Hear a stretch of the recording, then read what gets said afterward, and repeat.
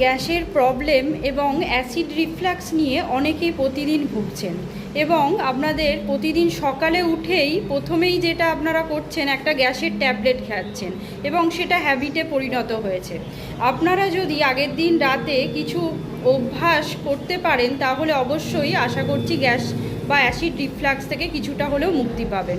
প্রথমে যেটা করবেন, অবশ্যই রাতে শোয়ার 2 ঘন্টা আগে আপনারা ডিনার সেরে নেবেন এবং ডিনার খাওয়ার ঠিক 1 ঘন্টা পরে জল খাবেন।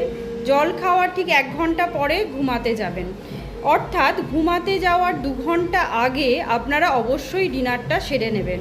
এর পরের যে পয়েন্টটি হলো, আপনারা অবশ্যই বাম পাশ হয়ে শোবেন, কারণ বাম পাশে আমাদের স্টোমাকটা আছে, অর্থাৎ পাকস্থলী থাকে এবং ইসোফেগাসটা ইনসার্টেড হচ্ছে স্টোমাকের ডান পাশ দিয়ে। তার ফলে আপনাদের অ্যাসিড রিফ্লাক্স হওয়ার সম্ভাবনা অনেকই কমে যাবে। 3 নম্বর পয়েন্ট হলো, আপনারা যখনই রাতে একটু ঘুম থেকে ভেঙে গেল আপনারা অনেকটা করে জল খেয়ে নিচ্ছেন, এটা কিন্তু করবেন না। অবশ্যই কম পরিমাণে অল্প পরিমাণে জল খাবেন।